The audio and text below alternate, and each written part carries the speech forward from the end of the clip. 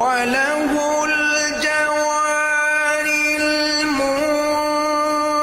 المنشآت في البحر كالأعلام فبأي آلاء ربكما تكذبان كل من عليها فان ويبقى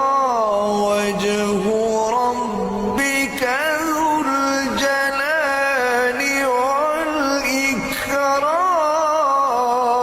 والإكرام فبأي آلاء